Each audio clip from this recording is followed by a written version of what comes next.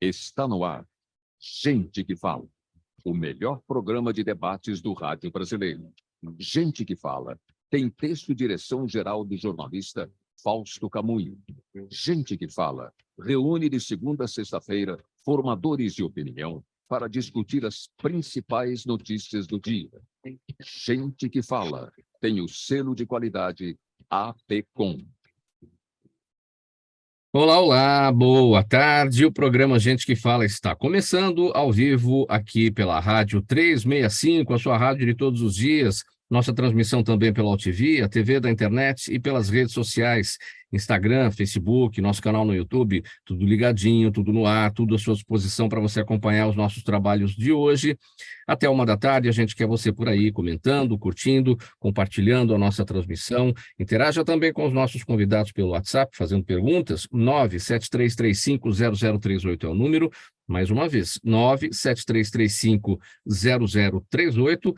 12:01 agora. Eu sou Mauro Friesman. Hoje é quarta-feira. Você conhece aqui o nosso espaço super tradicional para os assuntos da saúde, do bem-estar e do comportamento. Então, vamos apresentar os nossos convidados, especialistas, autoridades nesses assuntos para debater, para tratar tudo por aqui.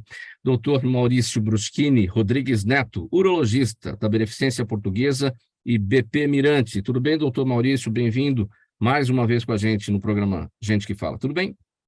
Tudo bem, Mauro. E você? Tudo em ordem? Obrigado pelo convite. Estamos aqui para participar e ajudar a esclarecer os nossos ouvintes. Muito obrigado, doutor Maurício, também aqui com a gente nessa nossa jornada de hoje. Amanda Ciara Micoli, psicanalista esportiva, ela é especialista em neuronutrição, metabolômica e genômica. Amanda, bem-vinda mais uma vez com a gente também. Tudo bem? Boa tarde a todos, um enorme prazer estar aqui, contribuir bastante e aprender muito com todos. Muito obrigada. Seguindo aqui com a apresentação agora da Zara Flor, empresária no mercado de estética, ela é especialista em pele negra. Zara, tudo bem? Boa tarde, como é que você está? Boa tarde, é uma honra estar aqui com vocês, obrigada pelo convite. Obrigado pela presença.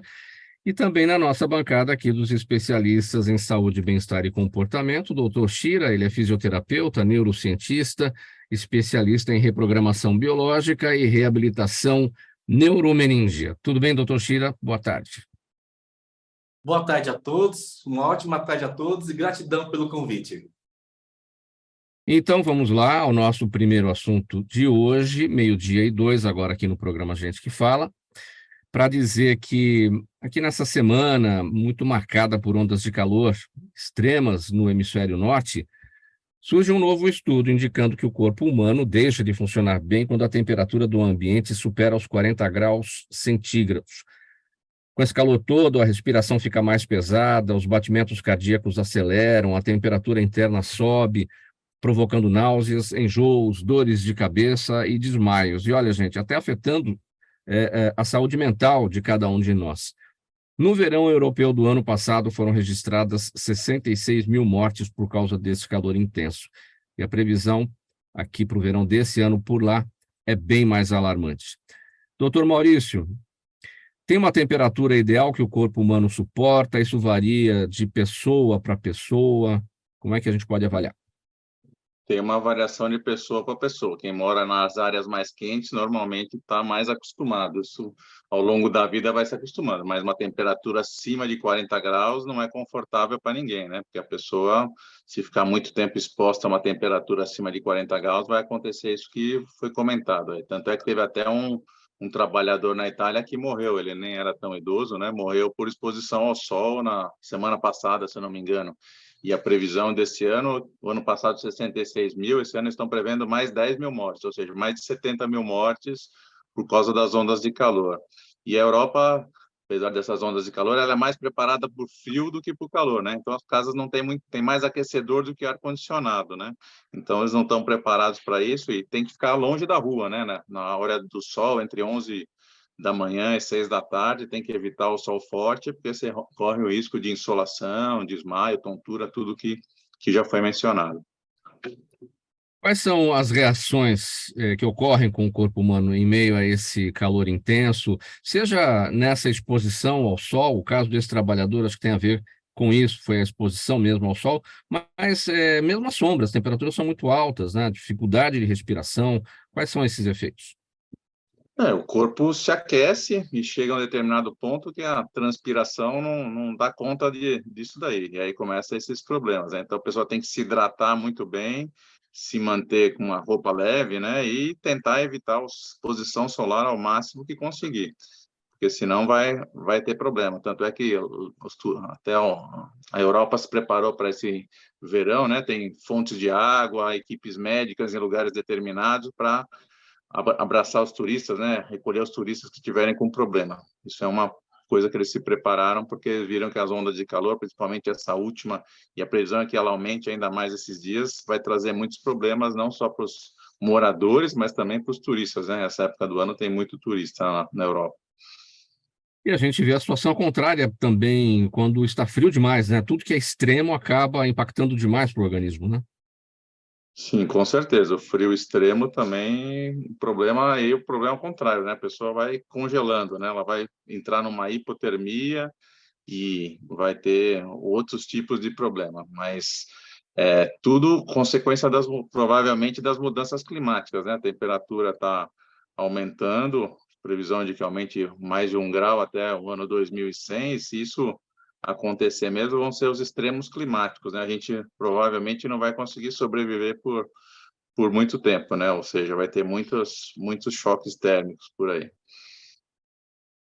Mesmo as pessoas que estão acostumadas ao calor também podem ter algum tipo de efeito. Aqui no Brasil, por exemplo, país tropical, com temperaturas extremas também dependendo da região, mas você pegar o Rio de Janeiro no verão, é conhecido, a cidade é conhecida como Rio 40 graus, mas o carioca está acostumado com essa temperatura. Ou não, também mesmo aqueles que estão ano a ano, né, enfrentando o calor também correm riscos. Não, corre risco, mas assim, eles já criam seus hábitos para poder se defender, né? Já estão acostumados, então eles sabem o limite deles, quanto tempo ele pode se expor ao calor, mas mesmo assim eles têm que estar preparados. E as consequências do sol também ao longo da vida não são só isso, né? Se aumenta o risco de câncer de pele, se aumenta o risco de vários outros problemas. Então, a pessoa tem que saber o limite dela e se cuidar. Vamos conversar com o Dr. Shira também a respeito dessa questão. A partir da sua área, como é que você observa, Dr. Shira, essa situação de temperaturas muito extremas, muito quentes, né, para o organismo humano? Bom, a gente sabe que para o corpo estar bem organizado, ele funciona muito bem a 23, 24 graus. Aí a gente fala do ponto de equilíbrio do corpo, né? Acima disso, a gente vai suar para perder calor, né? Ou vai ter a questão, vai ter frio, vai ter meu corpo. A temperatura muito alta faz com que o corpo perca essa homeostase, vamos dizer assim, perca o estado de equilíbrio para controlar. E, Mauro, o corpo fica irritado. As pessoas que já têm uma questão de ansiedade muito alta, o corpo começa a ficar irritado, o corpo irrita a mente. Então, o extremo calor causa também uma questão de saúde mental muito preocupante. É muito claro que as pessoas ficam muito ansiosas no calor extremo. Zara, o seu entendimento, sua percepção a respeito desse tema, o calor extremo para as pessoas, a partir da sua área, a área da estética, enfim, vamos falar aí na questão, então, da pele, né? Sim. A questão da pele que pode causar manchas, né? Hiperpigmentar a pele, causar manchas, melasmas, e também a pele fica mais ressecada. Então, tem que hidratar muito, tomar muita água, passar protetor solar, tanto no corpo, tanto no rosto, para não causar um câncer de pele, né? Que é muito grave. As pessoas acham que a pele negra é mais resistente, que não precisa passar um protetor solar, e ao contrário, tem que passar muito protetor solar, cuidar dessa pele, que é uma pele que tem mais melanina, então causa mais manchas, a pele negra, mas tanto a pele branca como a pele negra tem que ter esses cuidados nesse sol.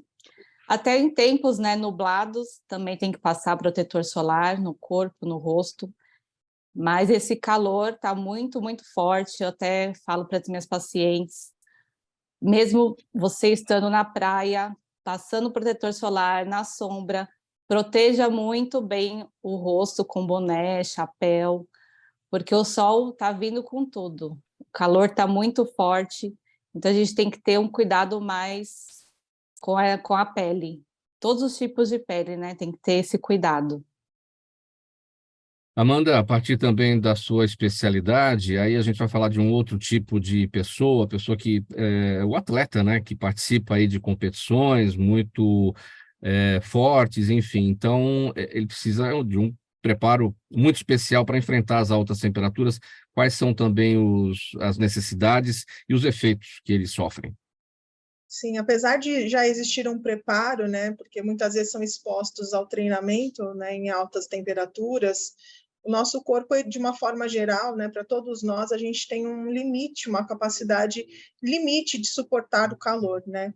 O que acontece? E aí, falando dos efeitos disso já na parte mental e comportamental, a gente tem um termostato no cérebro que fica ali, mais especificamente no hipotálamo, né? E ele, o que ele faz? Quando ele percebe através, né, das células da pele o calor excessivo, ele vai dilatar, então, os vasos sanguíneos, né, do corpo de uma forma geral para dissipar o sangue. Com isso, o que vai acontecer? Vai faltar fluxo sanguíneo no cérebro e é isso que faz exatamente causar ali os sintomas de cansaço. Muitas vezes a gente acaba até ficando ali com uma preguiça um pouco maior, sem vontade de fazer nada. Para quem tem pressão, a pressão cai, né? Então, o que acontece? Há uma sinalização onde existe, então, menos fluxo, é como se os músculos também ficassem prejudicados por conta disso, e as consequências podem ser, de fato, aí uma queda de pressão mais brusca, por isso que até quando a gente orienta a pessoa que está com pressão baixa para que ela fique ali na posição horizontal, né, deitada, é para equalizar esse fluxo sanguíneo para que ela tenha, então, uma sensação de melhora.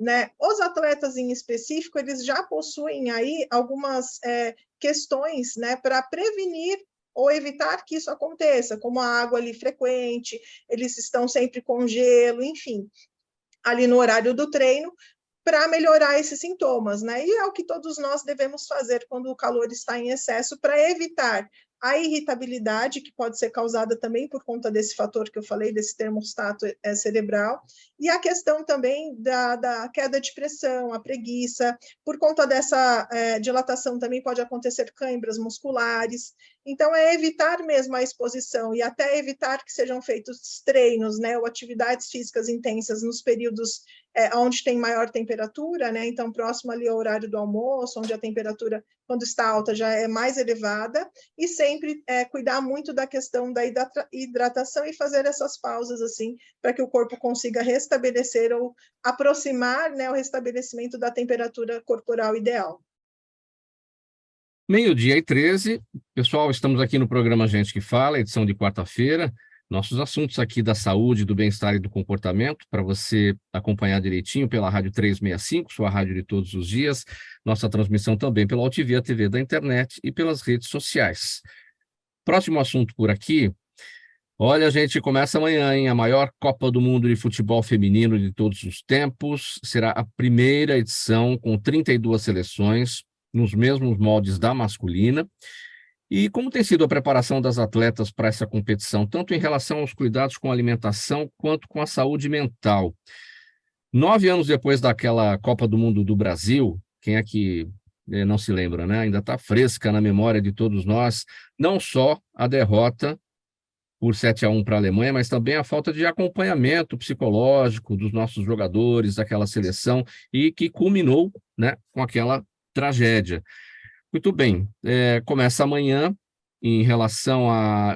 Eu quero fazer um gancho primeiro aqui, Amanda, em relação ao assunto anterior, porque a gente está falando de um esporte aí de alto desempenho, Copa do Mundo Feminina de Futebol, na Nova Zelândia e na Austrália, que são países do hemisfério sul, e as temperaturas lá agora estão mais ou menos de acordo com as nossas aqui do Sudeste, né? Então, nesse sentido, até que está adequado para esse tipo de esporte nesse momento, né? É melhor do que aquele calor intenso, né? É claro que alguns países onde, por exemplo, o nosso clima, que é normalmente predominantemente mais quente, tem um pouco de impacto e a musculatura também sofre com isso até ela chegar no aquecimento ideal. mas de certa forma é mais favorável, vamos dizer assim, para a performance e até para a questão cognitiva de uma forma geral. Agora, em relação aos cuidados com a alimentação e com a saúde mental, vamos começar então com a saúde mental. É um momento diferente lá para as meninas, é uma Copa também diferente, com 32 seleções, é uma situação muito disputada, o Brasil ansioso atrás de um título de futebol feminino. Como é que isso precisa ser trabalhado na cabeça de cada uma delas para que tudo corra bem e a gente pare de lembrar daquele 7-1 da Copa do Mundo do Brasil há 9 anos aqui? Esse 7-1 é inesquecível, né? Não tem como não lembrar, os brasileiros lembram bastante disso. É claro que a gente evoluiu bastante, né? Então tem grandes expectativas em relação aí ao início da Copa Feminina. As mulheres, de uma certa forma, vieram buscando espaço no futebol, né? De uma forma, há alguns anos, aí a gente vê o quanto que isso foi também trabalhado, né? Mais aceito, então mais visto. Então, de uma forma geral, tem grandes expectativas. Eu estou bem confiante, viu, Mauro, nesse título. É claro que quando a gente fala de performance, né, física, e a gente tem muito aquela questão de separar, né? O corpo da mente, na verdade, é um organismo só, não tem como fazer essa separação. E eu falo que o esporte começa no cérebro, da mesma forma que os atletas e as atletas treinam diariamente a parte física, tática, técnica, é importante que tenha um olhar voltado para a mente, porque eu levanto a bandeira de que o esporte começa no cérebro. Se a gente fala que as atletas, por exemplo, a cada movimento executado, precisam pensar, decidir e executar um movimento, o pensar começa na mente, a decisão também e a execução também, porque a gente não move nenhum músculo do corpo, senão um comando através do nosso sistema nervoso. Então, é importante que a gente treine, né? Nós, de uma forma geral, no esporte, avançamos bastante em relação à preocupação e o olhar voltado à importância de um trabalho de acompanhamento voltado à mente, à parte cognitiva. Então, a gente avançou bastante nisso. Eu percebo que hoje já vem vindo, tanto que a seleção levou uma profissional, né? É uma psicóloga, a seleção feminina, né? Falando para acompanhar as atletas, porque isso de fato é importante. Quando a gente tem o termômetro, a gente estava falando da temperatura elevada do calor, né? Mas vamos fazer aqui um paralelo. Nós temos um termômetro interno também em relação à ansiedade, por exemplo. E quando esse termômetro também está com a temperatura elevada, ou seja, eu estou nervoso em excesso, as meninas, sei lá, com medo, ansiosas, o que vai acontecer? O corpo começa a ter impacto, a parte física sente. Então, existe uma dilatação da pupila que embaça a visão, a musculatura fica mais enrijecida, dificulta os movimentos que eles treinaram ali o tempo inteiro, o batimento cardíaco acelera, então fica um cansaço excessivo. São várias coisas que acontecem em decorrência do emocional. E as pessoas começaram a entender, de uma forma geral no esporte, que tratar e trabalhar a mente é muito mais do que ter motivação, é muito mais do que ter confiança. É também cuidar da parte física de maneira indireta. Por conta disso, eu vejo que existe um movimento, então, já com mais atenção voltado para isso. Falo que a gente tem ainda um longo caminho a percorrer, a gente tem bastante a avançar nesse sentido, para que as pessoas, de fato, conheçam os benefícios de fazer um treino mental e de cuidar da mentalidade quando a gente fala de performance. Mas eu estou muito satisfeita, assim, já fiquei bem feliz que foi levado um profissional. Vejo que também há um avanço em relação a isso no futebol masculino, e de uma forma geral, a gente tem caminhado com passos mais rápidos e maiores do que há um tempo atrás, mas a gente ainda tem um longo caminho pela frente. Doutor Chira, a Amanda destacou que o esporte começa no cérebro, ela também citou a questão do nosso termostato, né, para regulagem da temperatura da ansiedade, né, e que também começa no cérebro, né? Então, como é que as meninas precisam lidar com tudo isso lá para ter um bom desempenho e trazer o título que a gente está querendo? Bom, Mauro, eu penso que as meninas, primeiro, colocar em prática o que treinou. Eu luto jiu-jitsu e faço as competições, cuido de atleta de jiu-jitsu, tanto masculino quanto feminino, né? E a gente sempre brinca, né? Eu choro no treino para sorrir no campeonato. Ou seja, eu tenho que ter a minha parte mental e física muito bem treinada para quando chegar lá, chegar com a mente leve, chegar sem a pressão de eu preciso mostrar, eu tenho que fazer, eu não posso errar o passe. Esse medo de errar deixa a pessoa mais ansiosa e, como a Amanda disse muito bem, mexe todo o fisiológico do corpo. O músculo fica contraturado, o corpo não responde. Eu quero dar um passe, eu vou errar o passe. Aquela pessoa que é um craque, você sabe que ela é muito boa, mas no jogo erra um passe de 10 metros. Por quê? Porque a mente não está indo junto com o corpo. Então, é muito, muito bacana quando se treina a parte física e mental.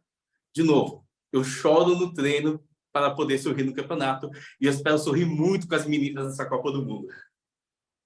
Amanda, a alimentação, ela é uma constante, né? Não é que tem que ter uma alimentação específica para a disputa ali da Copa do Mundo. Claro, é um evento diferente e algumas questões ali específicas, sim, mas a dieta, ela é uma constante, né? Com certeza, né? Eu falo que o atleta ele precisa estar em eterna vigilância de tudo, né? Porque tudo impacta no todo, vamos dizer assim. Então, é a questão do sono, que também é muito importante, é a questão da hidratação, que também tem que ser vista e acompanhada sempre, a questão alimentar, né? Por quê? Porque tudo impacta diretamente ali, o alimento, a nutrição, ela precisa estar não só para o cérebro, mas para os músculos, para o corpo de uma forma geral, né? Claro que existem aí algumas ferramentas, né, ou algumas vitaminas que são importantes dentro desse contexto, que é importante fazer um aporte aí um pouco maior, por exemplo, antes de competição, para ajudar na performance durante também, mas a vigilância do que você coloca e do como você nutre não só o seu corpo, mas a sua mente também, ela precisa ser constante na vida de um atleta, não tem jeito. Olha, o primeiro jogo é dia 24, né, contra o Panamá, o segundo dia 29, são 5 dias, né? E depois 29, 30, 31, 1, 2, para o terceiro jogo já são 4 dias. Isso influencia esse intervalo menor, de que maneira, Amanda? Sim, porque é preciso também uma recuperação, apesar das meninas treinarem, né? E o calendário do Brasil, de uma certa forma, também não favorecer, a gente não tem muito tempo entre competições e outras normalmente, fugindo um pouco da Copa do Mundo, há esse preparo, mas é importante que tenha aí um restabelecimento não só da parte muscular, mas também da parte emocional, porque é uma grande exigência, né? Existe uma cobrança também individual alta. Por quê? Porque estamos querendo trazer o título, porque teve a Copa masculina, então tem aquela coisa de performar melhor, de conquistar o espaço, tudo isso. E a recuperação emocional, quando você tem um espaço maior de intervalo entre os jogos, ela é favorável, melhora, porque você tem mais tempo aí para restabelecer e voltar ao estágio original, assim, de calma, tranquilidade, para poder exercer. Então, eu acho que quando são jogos mais distantes, é mais favorável. Zara, do ponto de vista também aí dos cuidados com a pele para as atletas, aí no caso a transpiração, né? Quais são as recomendações, o que elas precisam? Eu atendo bastante atletas lá na clínica, devido a essa mudança de países, né? Essa mudança climática, eu sempre indico para elas levar um kit skincare, os cuidados diários, faz toda uma diferença. Sabonete líquido, vitamina C, um hidratante, protetor solar, hidratar muito, né? Tomar muita água, fazer uma massagem relaxante, uma massagem desportiva, porque elas ficam com uma ansiedade, né, muito grande, o estresse também causa acne, então tem que ter esses cuidados diários para ajudar a pele a não vir com muita oleosidade, acne, e aí eu sempre indico para elas esse skincare. Doutor Maurício, parte urológica, parte renal, tudo bem, funcionando? Quais são as recomendações? A recomendação básica para todo atleta é hidratação, né? Se você sua muito, se você suar demais e tiver uma predisposição, o corpo desidratado é mais propenso à formação de cálculo renal, né? Então a gente vai para esse lado cálculo renal. E outra coisa, se você produz pouca urina, fica desidratado, você também aumenta a chance de ter infecção urinária. Então, principalmente nas mulheres. Então acho que é uma coisa importante manter a hidratação lá em cima. Meio-dia 24, o programa Gente que Fala no ar por aqui. Hoje é quarta-feira, os assuntos da saúde, do bem-estar e do comportamento. Rádio 365, sua rádio de todos os dias, também OTV, a TV da internet e redes sociais, Instagram, Facebook, nosso canal no YouTube, tudo no ar, tudo ligadinho para você acompanhar essa nossa conversa de hoje com os nossos especialistas sobre saúde, bem-estar, comportamento. Vamos trocar o assunto? Olha, o Dr. Shira já tratou muita gente aí, muitos casos de pessoas que chegaram aí ao seu consultório com dores de cabeça, dores no pescoço, nas costas, na região lombar e outras partes do corpo. Mas, por mais que cuidasse fisicamente desses pacientes, eles voltavam depois de um tempo e com a mesma queixa. Foi aí que o Dr. Shira percebeu que essas dores crônicas tinham a ver com a ansiedade da pessoa e que precisava ser tratada por meios naturais. Aí ele criou um método chamado Serenidade do Samurai, para resgatar o equilíbrio entre mente e corpo por meio do shiatsu e o melhor, livre de medicamentos, não é, doutor Shira? Essa questão da ansiedade tem 100% a ver com dores? Tem 100% a ver com dores, sim, Mauro. Porque, mas é que nem eu falo meus pacientes. Então a dor é psicológica? Não, a dor é estrutural, a dor existe, tá lá, tá? O corpo está machucado, por isso que dói. Mas a ansiedade é o que causa a lesão no corpo, tá? Porque o corpo fica muito irritado. Eu falo que quando a pessoa está muito ansiosa, ela fica em estado de alerta. Estado de alerta, eu sempre dou exemplo de como se um cachorro latisse nas minhas costas agora, Mauro. Eu vou me assustar. Taquicardia, respiração curta, ofegante, descarga de adrenalina e cortisol do meu corpo, me contrai inteiro e me preparo. Ou para lutar, ou para fugir. Se o cachorro for pequeno, eu luto. Se o cachorro for grande, sebo nas canelas e eu fujo. Mas acabou o problema. Não tem mais o cachorro na minha frente, meu corpo desarma, se reorganiza e volta ao normal. O problema é que as pessoas estão nesse estado de luta e fuga constante. Não desarmam. Ou é medo do futuro, ou muita informação, enfim. Isso faz com que a musculatura fique muito contraída, vai causar compressão de nervos e artérias, vai faltar irrigação. A Amanda disse muito bem, né? Vai faltar até oxigenação para o cérebro. Aí fica um ciclo vicioso, né? A ansiedade irrita o corpo começa a irritar a mente, e aí não para. Por isso que eu criei esse método, justamente para quê? Porque eu vou tratar a parte estrutural da pessoa, vou relaxar, vou acalmar a mente, acalmar o corpo, mas a pessoa precisa entender que ela precisa sair desse estado de alerta e o corpo começar a cicatrizar. Senão, vai ficar sempre com esse ciclo de dor crônica. Agora, a gente ouve muito as pessoas dizerem assim, na hora da ansiedade, na hora do nervoso de alguém, não, calma, pé no freio, tranquilidade, serenidade. Não é fácil assim, conta até 10, né? Como é que a gente atinge o estado de serenidade? Às vezes 10 não é o suficiente, tem que contar até 10 milhões, o negócio às vezes está pesado. É verdade, Mauro. Não, e se você fala para o ansioso, fica calmo, ele vai ficar mais ansioso ainda, né? Então, eu falo que uma forma muito simples, tá? Para conseguir controlar a ansiedade é saber controlar a respiração. Porque eu falo que é a base do yoga, é a base das artes marciais, é a base da medicina oriental. Eu preciso aprender a controlar meu corpo para poder controlar minha mente. Por isso, quando faço um exercício respiratório, a gente chama de exercício respiratório consciente, o que vai acontecer? O meu corpo começa a acalmar. E quando o meu corpo começa a acalmar, obrigatoriamente minha mente vem junto, tá? Então, são exercícios muito simples. Eu gosto de um que eu ensino na primeira sessão para os meus pacientes. Eu puxo o ar pelo nariz e solto o ar pela boca. Eu puxo o ar por 4 segundos e solto o ar por 6 segundos. E mantenho essa respiração por 5 minutos. Se eu fizer essa respiração bonitinha por 5 minutos, o meu corpo sai do estado de alerta, começa a acalmar, começa a controlar. Meu batimento cardíaco começa a controlar, meu ritmo respiratório e minha mente acalma. Isso com apenas 5 minutos. Você inspira por 4 segundos, puxa o ar, segura. solta por 6 segundos, conta mentalmente. Expira por 6 segundos. Isso. Durante 5 Exatamente. Exatamente, durante 5 minutos. Porque assim, a gente chama de estado simpático, simpaticotonia. No estado de alerta, ele sai do estado de alerta e começa a entrar no estado parasimpático, ou seja, no estado de relaxamento e organização do corpo. Assim, dessa forma, eu saio desse estado de excitação do nervo e começo a controlar a ansiedade.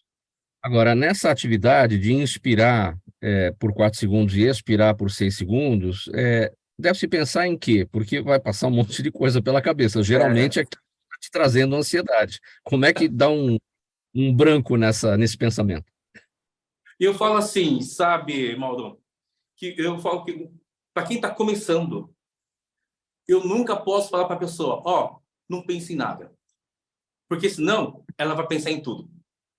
Né? Então, eu tenho que simplesmente falar, ouça a respiração. Porque eu tenho que dar algo para ela focar. Porque a pessoa ansiosa ela tem uma dificuldade de foco. Então, se eu falar para ela, olha, agora não pense em nada, esvazia a mente, ela não tem essa capacidade. Porque eu falo que o cérebro, Mauro, ele não foi feito para meditar, o cérebro não foi feito para ter espiritualidade. O cérebro foi feito para sobreviver. Então, se a pessoa tem medo de alguma coisa, o cérebro vai estar sempre em alerta. Porque o cérebro foi feito para sobreviver. Para meditar e ter espiritualidade, eu preciso treinar o meu cérebro para isso. E o ansioso normalmente tem essa dificuldade. Por isso, eu simplesmente falo para ele, relaxa e ouça a respiração. Foque na respiração. E se a pessoa não está ansiosa, ela está com medo, que são coisas até muito parecidas do ponto de vista da reação, mas elas têm diferentes, porque o medo é algo importante, é algo salutar, ele faz parte do instinto de defesa de cada um. Isso. Da mesma forma, eu tenho que compreender que quando eu tenho medo, eu preciso entender qual que é a minha crença limitante que está me causando medo. Qual o motivo de eu ter medo? Né? Lógico, eu tenho que fazer um trabalho com um psicólogo, um trabalho bem bacana, porém, eu preciso trabalhar minha mente, né? Desta forma de acalmar o corpo, para mesmo quando eu tiver medo, a minha reação não seja exacerbada, ao ponto de ter uma síndrome do pânico, por exemplo. Bom, eu destaquei aqui, aí na sua técnica, no método Serenidade do Samurai, que você resgata o equilíbrio, né, entre mente e corpo por meio do shiatsu. O shiatsu é uma massagem, uma técnica de massagem oriental. Onde é que entra o shiatsu nesse momento? Tá. O shiatsu ele ajuda muito, primeiro, a relaxar o corpo, relaxar a musculatura, ativar a circulação sanguínea, para que chegue mais cedo para o cérebro e para o corpo como um todo. E também os pontos de acupuntura, que aí o shiatsu trabalha muito, ativados, eles liberam neurotransmissores como serotonina e endorfina, que ajuda a controlar a ansiedade. Então, nós temos uma reação fisiológica dos pontos de shiatsu para o controle da ansiedade, liberando serotonina, que é o neurotransmissor, né, do prazer, que é da calma, e da dopamina, e também da endorfina, que dá analgesia no corpo. Olha só, doutor Maurício, quando a gente vai no médico, né, só o fato de a gente ir ao médico e saber que vai passar uma consulta e de repente ouvir alguma coisa que não gostaria de ouvir, aí o médico vai lá, mede a pressão já fica mais alta por causa dessa ansiedade. Então, vamos contar até 4 inspirando e até 6 expirando para ficar calminho no consultório, é isso, doutor? É verdade, isso é muito comum quando a gente vai, põe os pacientes na sala de exame, né? A gente vai medir a pressão. Normalmente a pressão já está máximo 2 pontos acima do normal. Lógico, se ele hipertenso já tem uma pressão mais alta, mas uma pessoa com pressão normal mesmo, às vezes está mais alta. É a pressão do colarinho branco, do ver o médico de branco. E outras coisas também causam ansiedade, como você falou, o exame que ele está esperando que possa ter algum problema, um diagnóstico que ele não quer ouvir, uma coisa que ele não espera, e às vezes pode gerar uma ansiedade nele, e isso tudo faz aumentar a pressão. Mas a gente sabe que essa é uma pressão emocional, né? Provavelmente, se ele medir a pressão em outros horários, ao longo do dia, isso não vai acontecer. Mas é uma coisa que a gente observa todo dia no consultório. Amanda, voltando a falar das meninas lá do futebol, a gente espera que não tenha necessidade de decisão por pênaltis, né? Porque elas vão ter que contar até 4 para respirar e ficar lá em campo e a gente em campo também, né? Tá fechado Você seu sabe agora. que uma das coisas que eu sempre indico para os atletas são períodos de respiração. De fato, isso funciona bem para a parte emocional, né? Tem vários tipos de respiração. Então, tem a respiração para aquele atleta que precisa de um ânimo, né? Precisa de mais energia, de entrar com maior gás. Tem as atletas que precisam acalmar, então tem aí técnicas de respiração para isso. Uma coisa, quando a gente está falando de pênalti, normalmente fica aquele paredão ali, então enquanto um está cobrando, eu tenho ali mais tempo, né?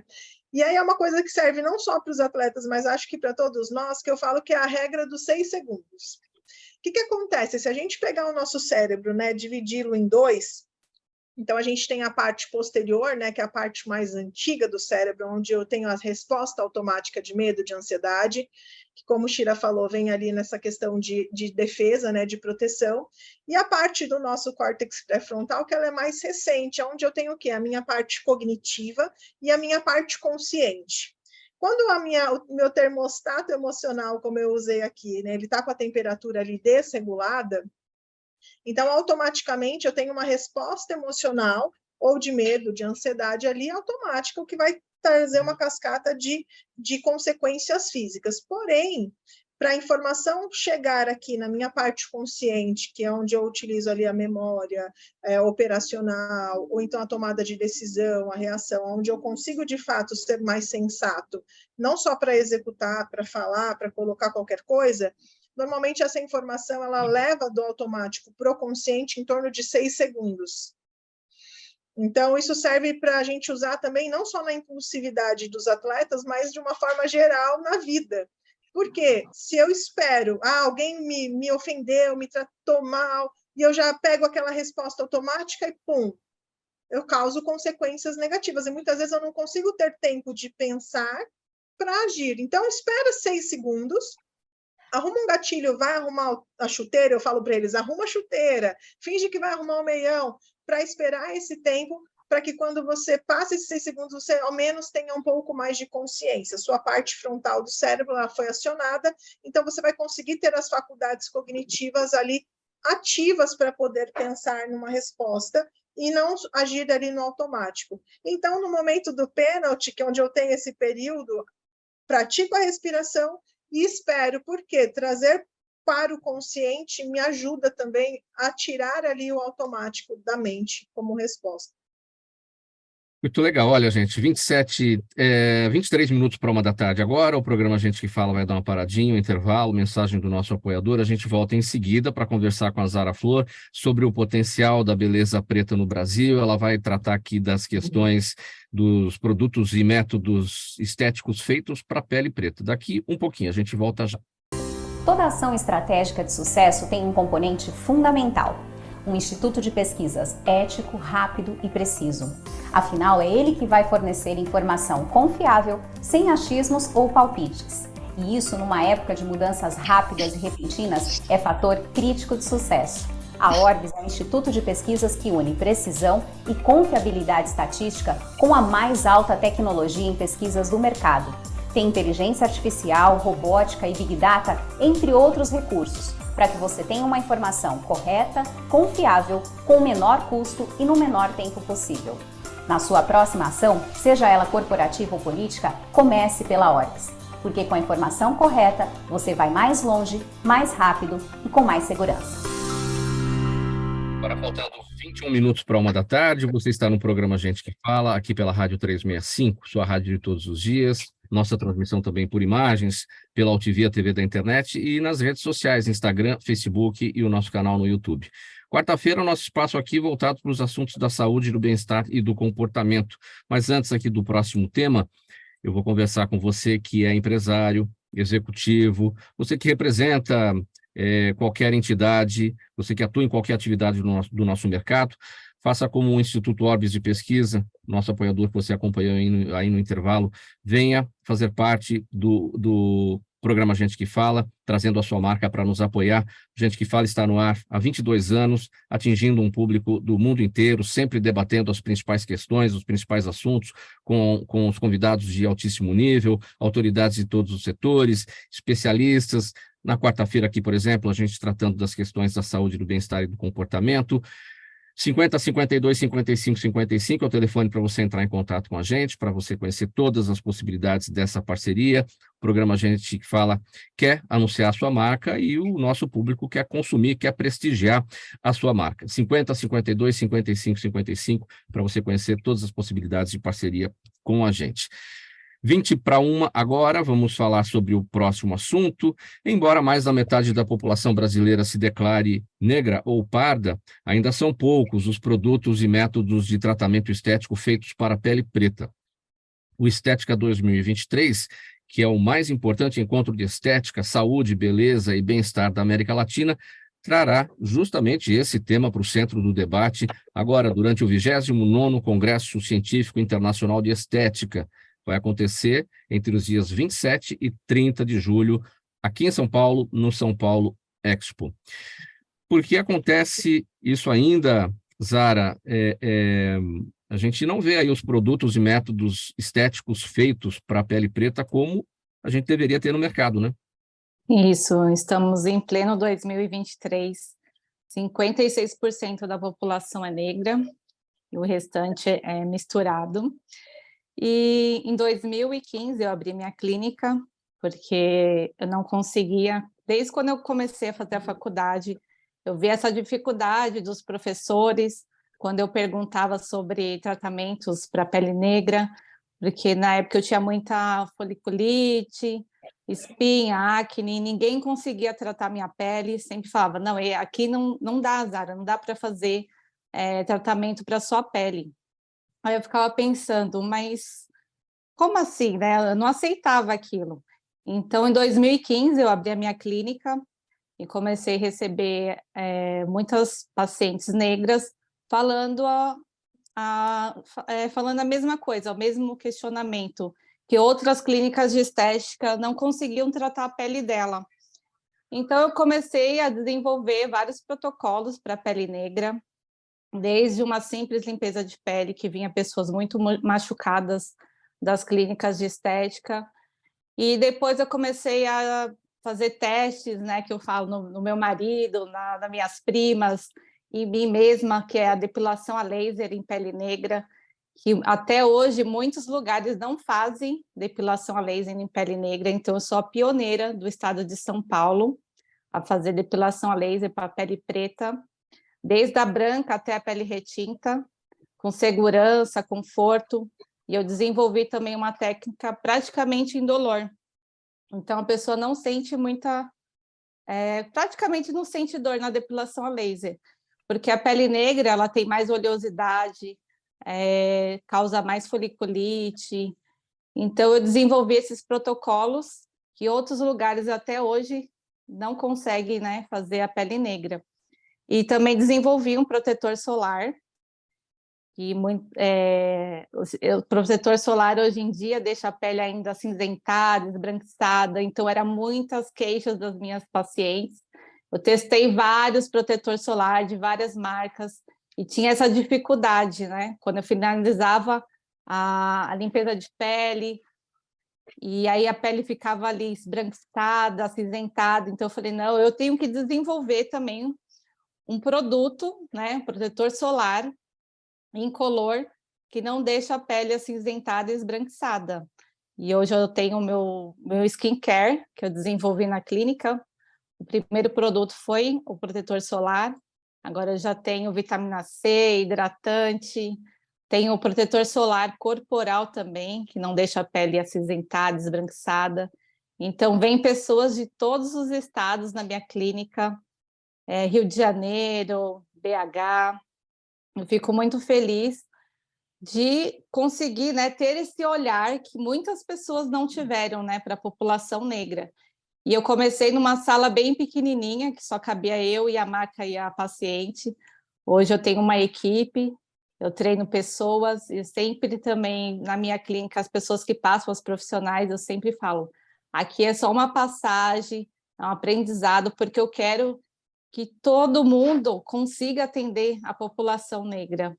Então, na minha clínica, hoje tem ginecologista, nutricionista, a gente trata não só da pele, né?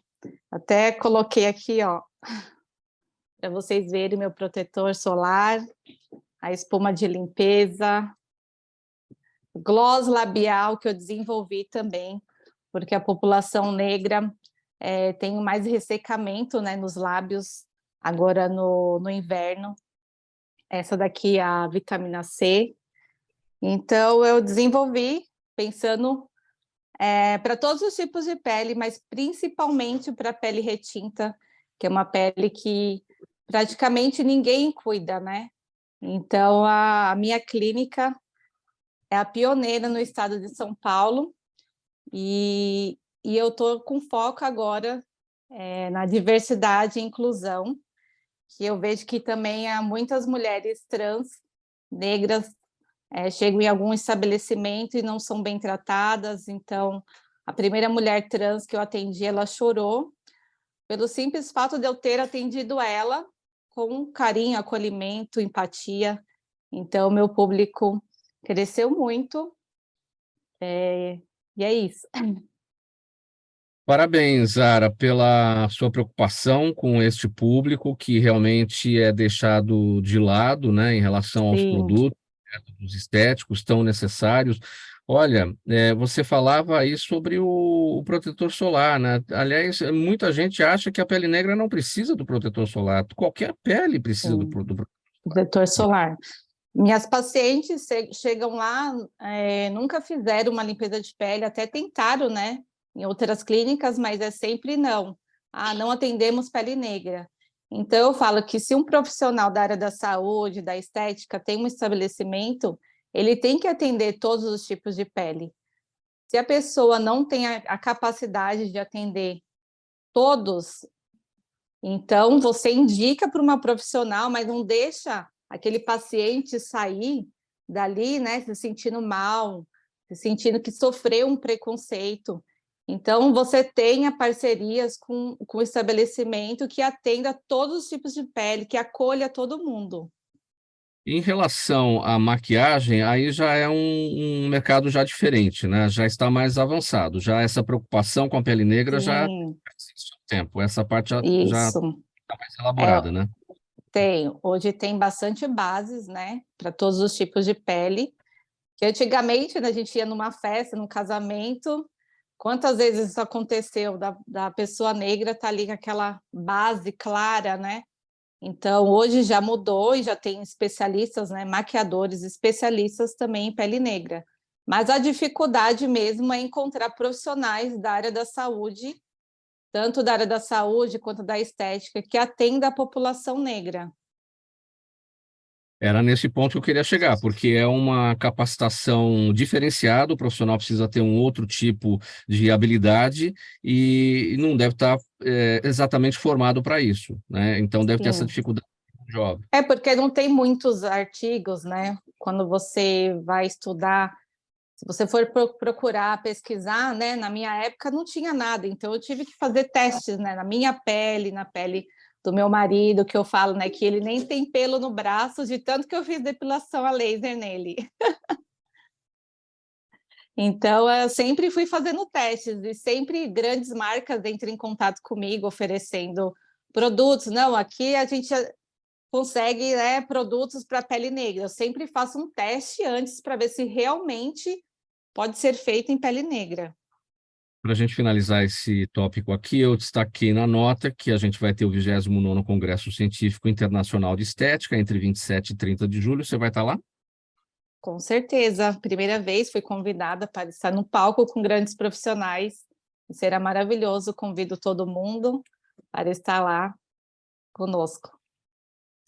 Muito bem. 11 minutos para 1h agora, vamos conversar com o Dr. Maurício sobre o aumento benigno da próstata, que é uma condição frequente na população masculina. Olha, cerca de 40% dos homens entre 60 e 70 anos de idade têm sintomas urinários por causa desse crescimento, que tem a ver com fatores hormonais e genéticos. que tem de bom nessa história? Há vários medicamentos para aliviar os sintomas, mas que devem ser usados sempre com acompanhamento do urologista, porque a escolha do tratamento mais adequado depende do tamanho da próstata, da gravidade dos sintomas do paciente e do risco de complicações associadas. Primeira coisa, procurar o médico e fazer os exames necessários, não é, doutor Maurício? Isso mesmo, a partir dos 50 anos, todo homem deve ir ao urologista, principalmente para pesquisar o câncer de próstata, né, que é um câncer silencioso, mas para ver se ele tem algum sintoma, né? Às vezes a pessoa no dia a dia não percebe, o jato da urina vai ficando mais fraco, vai mais vezes ao banheiro, ou acorda à noite para urinar. Isso já são sintomas de possível hiperplasia da próstata, né, que é um crescimento benigno, que não tem risco de ela se transformar em câncer. O câncer aparece em outras regiões da próstata, mas ela pode piorar a qualidade de vida da pessoa, né? A pessoa começa a urinar muitas vezes e vai piorando esses sintomas gradativamente. Então, a partir dos 45 anos, para quem tem antecedente familiar de câncer de próstata, ou a partir de 50 anos, para todos os homens, deve procurar o seu urologista para começar a fazer exames. Inicialmente tem que fazer o PSA, um toque retal, um questionário de sintomas, né, para a gente ver se algum desses sintomas já apareceu. Isso deve ser feito anualmente. Tem algum sintoma mais silencioso nessa história? Na verdade, assim, às vezes o jato vai piorando gradativamente e o paciente vai se acostumando com essa piora lenta. Então, às vezes a pessoa não percebe no dia a dia e quando vai se dar conta disso, ele já está numa fase que o jato está muito fraco e já apareceram outros sintomas. Nessa fase, aí a gente já tem que entrar com medicação, ou seja, é importante a pessoa prestar atenção no dia a dia, né? Como ela está urinando, a frequência, a força do jato, ou seja, é comum o jato, a gente tem uma escala visual, né? O jato vai na parede ou pinga no pé. O ideal é ele estar no meio, né? Acertar o meio da privada. Essa é uma coisa que às vezes os pacientes se perguntam se o jato está forte ou está fraco, eles não conseguem entender, né? Você coloca uma escala visual e ele pode te mostrar, não, o meu jato está normal no dia a dia. Como é que anda o preconceito do homem brasileiro, doutor Maurício, por conta do machismo, por conta dos tabus em relação ao toque retal? Não, hoje em dia melhorou bastante, né? Os pacientes já estão mais conscientes, as esposas fazem os pacientes irem até o urologista e os próprios homens, a partir dos 45, 50 anos, têm procurado o urologista. E o toque retal ainda é uma parte fundamental do exame. Lógico que o PSA é também uma soma importante, é um exame de sangue fácil de coletar. Você tendo um PSA normal, um toque retal normal, a chance de você ter um câncer de próstata é muito pequena. São exames relativamente baratos e a população consegue alcançar isso indo no seu posto de saúde, o clínico pode encaminhar você para o seu urologista e você fazer um acompanhamento. Ou seja, é uma coisa que é acessível hoje em dia e importante você começar a fazer nessa idade, porque quanto antes a gente começa, menor o risco de você detectar uma doença em grau avançado. Porque o câncer de próstata só vai dar esses sintomas que eu falei quando ele já está numa fase mais avançada, ou seja, ele já começa a atrapalhar para urinar, porque um câncer já cresceu bastante, então a chance de você curar um paciente com uma doença mais avançada é menor. Então, a prevenção, como em todas as doenças, é fundamental. Então, você ir no seu médico urologista, às vezes, hoje em dia, até o paciente o homem procura o urologista e ele acaba se tornando seu médico geral, né? Acaba pedindo outros exames, acaba pedindo o exame de colesterol, glicemia, função renal, faz um ultrassom para ver se tem gordura no fígado e acaba entrando nessa prevenção com o seu urologista e detectando alguma alteração, ele vai encaminhar para o cardiologista, ou para o gastro, ou para quem for necessário. Então, essa abordagem do urologista tentar ver o paciente como um todo é importante, porque às vezes o único médico que ele vê é o seu urologista. Então, o urologista tem que estar engajado e instruir em outras doenças, prevenção de outras doenças, falar para ele fazer atividade física, dieta, ver se as vacinas estão em dia. Então, o urologista acaba sendo o clínico do médico, como o ginecologista da mulher, o urologista acaba sendo o médico geral do homem. O urologista acaba ficando como médico do homem, assim como o ginecologista para o médico da mulher. Essa é a comparação, a relação, né? Isso mesmo. A gente tem que uma chance de pegar o paciente e ver ele como um todo, porque às vezes ele é um pouco relaxado, né? Não vai muito no médico, e quando ele vai no médico, a gente tem que fazer um exame, pelo menos inicial, mais geral, e ver se ele tem outros problemas, além da parte urológica, para serem tratados, e a gente pode ajudar nessa parte. Agora, no caso de câncer de próstata, doutor Maurício, a próstata é uma glândula, né? E no caso de câncer, a próstata ela é sempre retirada ou é possível manter a próstata e eliminar aquele câncer mediante algum tipo de tratamento? Então, isso tudo depende muito. Normalmente, quando a gente faz diagnóstico de câncer de próstata, ou você faz um toque retal, a próstata está mais dura, ou tem algum nódulo, e a gente vai fazer uma biópsia, ou o paciente, na maioria das vezes, tem um PSA, que é esse antígeno prostático específico, um exame de sangue está elevado. Nesses casos de suspeita, ou pelo toque ou pelo PSA, você pede uma ressonância da próstata, na maioria das vezes, se possível, porque ela vai indicar se tem alguma alteração para fazer uma biópsia mais específica. Feito o diagnóstico de câncer de próstata, aí, dependendo do grau e o quão avançada está a doença, né? Se for uma doença inicial, a gente sempre tem duas opções de tratamento, ou seja, a cirurgia, né, que tira a próstata, ou a radioterapia, que queima as células malignas da próstata, mas não precisa retirar a próstata. Em alguns casos, até que o câncer é muito inicial e uma graduação muito baixa de malignidade, você pode até acompanhar por algum tempo e, às vezes, não precisa fazer um tratamento mais agressivo. A gente chama de vigilância ativa. Mas isso é para casos... Por isso que é importante você fazer o exame anualmente, porque você pegando no começo, você tem todas essas possibilidades de tratamento. Agora, se você chegar tarde, chegar atrasado, a chance de você ter que fazer a cirurgia é maior, ou às vezes já passou da fase da cirurgia, o câncer já criou metástase, já se espalhou pelo corpo e a cirurgia não vai mais resolver. Aí você vai para hormonioterapia ou quimioterapia, que já são tratamentos mais prejudiciais à qualidade de vida do paciente.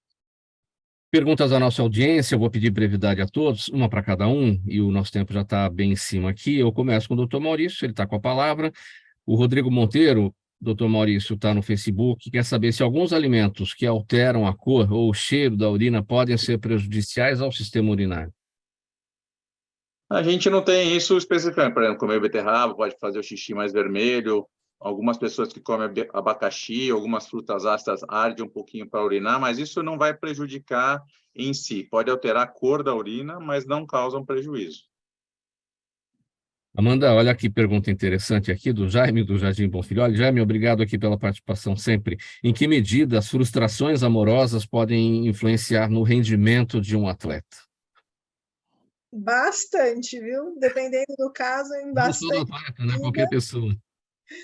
Pois é, principalmente no quesito que a gente fala de concentração ali e atenção. Né? É muito comum, a gente até fala que a paixão ela é considerada para o cérebro um estado de demência temporário, né? Então, você fica fora do giro ali por aproximadamente uns 12 a 18 meses.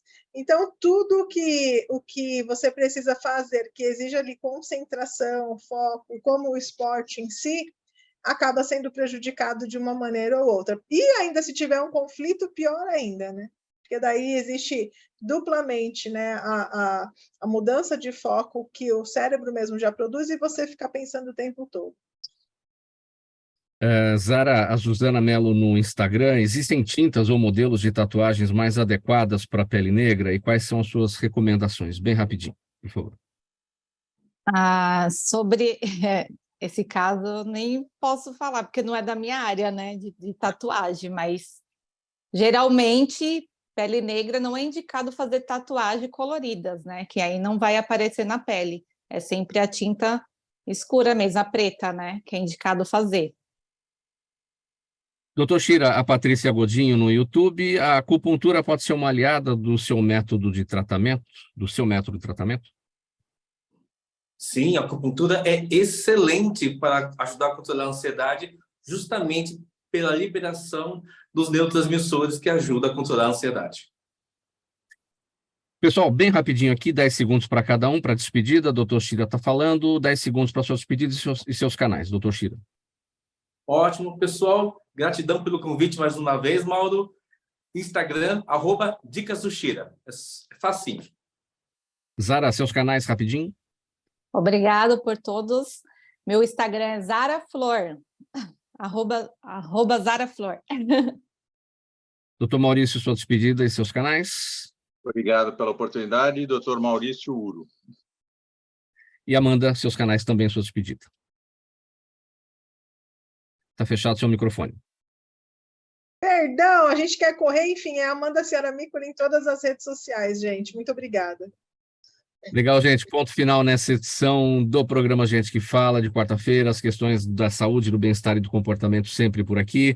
Estiveram com a gente hoje Dr. Maurício Bruschini Rodrigues Neto, urologista da Beneficência Portuguesa e também BP Mirante, Amanda Ciaramicoli, psicanalista esportiva, especialista em neuronutrição, metabolômica e genômica, também Zara Flor, empresária do ramo de estética, especialista em pele negra, e o Dr. Shira, fisioterapeuta e neurocientista, especialista em reprogramação biológica e reabilitação neuromeníngea. O programa Gente que Fala, sempre realização da ABCOM, apresentação minha, Mauro Friesman, pauta e redação do Pedro Schiavon, Zenilda Salvato é a nossa diretora de produção, o jornalista Fausto Camunha é o nosso diretor-geral, você espectador, você ouvinte, sempre a razão da nossa presença aqui todos os dias. Chegando na programação da Rádio 365, o Lucas Neto, ele vem com o programa O Melhor para a Melhor Idade, para fazer companhia para você aqui nesse início de tarde aqui pela 365. A gente volta amanhã, a partir do meio-dia, pela 365, pela UTV, a TV da internet, também pelas redes sociais. Um bom programa para você, Lucas, uma boa tarde para a audiência, 1 hora, 1 minuto. Tchau, tchau.